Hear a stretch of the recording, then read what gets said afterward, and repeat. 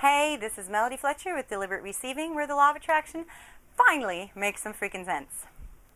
Today we have a heavier question from Awesome Dudette, who asks, why did I align with the vibration of my 24-year-old son having a horrific car accident, which has probably left him with life-changing brain injuries? I've been following your work for a few years now, so I know enough that his accident is part of his life's journey, something that he matched up with. So I'm not thinking that my vibrations caused him to have this accident, but there must still be something that I matched up with, because I now have a very sick son, and I'm facing a very different life to the one we were enjoying together. Also, as he's still in a coma, we don't yet know the extent of his brain damage. I feel like I have some influence over the outcome just by staying focused on my vibrations and a positive outcome. Can I really change his life? Well, Awesome Dudette, I'm glad you asked this question, even though it's a bit heavier, because there's a lot of people out there right now who are struggling with similar situations. So I'm glad that you haven't moved into self-blame, thinking that you somehow created this accident for him. And I want to talk about his part of the manifestation for a moment, because this tends to get so greatly misunderstood. This kind of traumatic event does not happen because you were thinking a few negative thoughts. He wasn't not positive enough, and then he had a big old car crash. That's not how that happens. These kinds of massive life-changing events are a way to crack open a different path and gain access to a perspective that we otherwise would never have gained access to, particularly when they happen at a fairly young age. So what has happened here is that your son is a very, very ambitious young man. He's a very ambitious soul, and he's wanting to have a life experience that this event will allow him to have. Now, having said that, you don't even know what that's going to look like. So don't descend into what doctors might call being realistic, where they name all of the things that might go wrong with him just so they can cover their butts and don't get sued if they left something off the list. Ignore all of that and focus on him being okay. You have no idea what the extent of his injuries is going to be, or if he's going to recover completely from them. So why not tell yourself the story that feels really, really good, instead of telling yourself, oh God, I got to get ready for this son who's never going to be all right again. Now, having said that, this is also your manifestation, not in terms of you causing this accident or any bullshit like that, but your experience of the situation is your manifestation. So what has come up for you here is what your manifestation is. And I got to tell you, you and your son are in this together. You are also about to have your world cracked open and be given access to a perspective that you would have otherwise never gotten access to. And unfortunately, we're still in a point in our in the vibration of the globe, in the vibration of the universe, where often it's only through trauma that we're able to make these big, gigantic changes in our lives. Do not assume that what's about to happen is going to be horrible, though, even if your son ends up differently abled. Notice I'm not saying disabled, I'm saying differently abled, because we tend to look at people who are differently abled and think, oh, your experience is worse than it would be if you had all of your abilities. But that's so condescending, because we have to honor all experiences. So even if somebody is differently abled from us, that doesn't mean that their experience can be judged to be worse. It is their experience, and they're having it for a reason.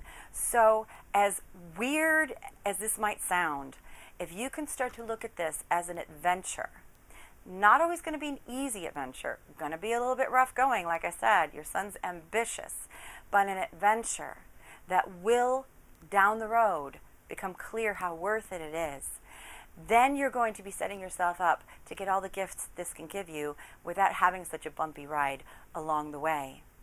Of course, there are going to be really hard moments, and there are going to be moments that just absolutely suck, and you don't want to paint a happy picture on that or try to put a smile on it, even just to uplift him. You want to be honest with yourself about how you feel. So if you need to cry, cry. If you need to be angry, be angry. Let it all out. What's going to come out here is going to be a massive amount of resistance. A lot of it's going to be about control issues. there's nothing that you can do to make this go away. You couldn't have stopped it.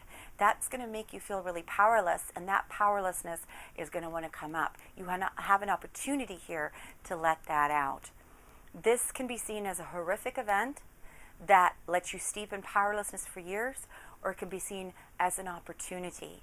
And from what I'm feeling from you and from what you said in your question, you're really close to already realizing that. So I'm really proud of you for getting there, my happy, shiny puppy, who isn't that happy and shiny at the moment, but you'll get there again. So what can you do for your son? Can you affect his experience? Can you change his life?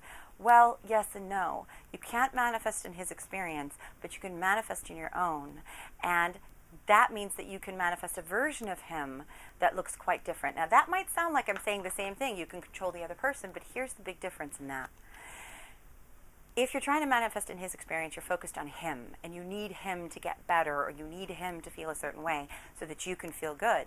If you're focused on your own experience, now you're going to focus on your own emotion, you're going to work with your own emotion, you're going to take care of yourself, you're going to do what feels good to you without putting the burden of the responsibility on him to feel better or to get better. So let it be okay whatever his experience is. You have no idea what it's going to look like, but go ahead and focus on it being good, not to make that happen, but just because it feels a lot better for you to do so. And then let it unfold perfectly as it will. Look for the gifts in every experience. They will be there if you look for them. They can be found.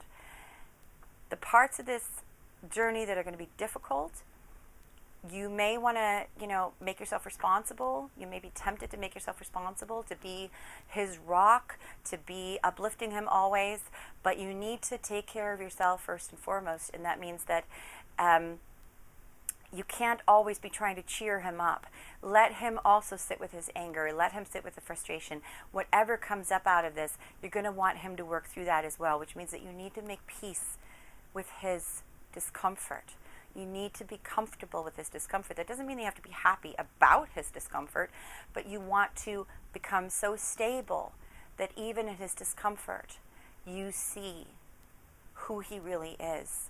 You see this powerful, ambitious creator who has come here and partnered with you to crack open an experience that you would have never otherwise been able to have.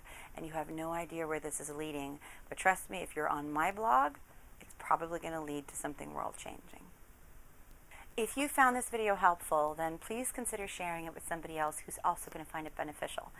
And if you'd like to join the discussion on this topic, then leave a comment or head on over to the blog. The link will be in the description, where you can let us know what you think. Not all of the videos or blog posts that I do are always on the lighter side. Sometimes I tackle these heavier topics. I don't really tend to shy away from anything. So if you have a question that you've been grappling with, light or heavy, it doesn't matter, come on over to the blog, use the contact form. I love getting questions from people, even if they're more challenging like this one. For now, I'm sending you huge hugs and light. See you next time. Bye.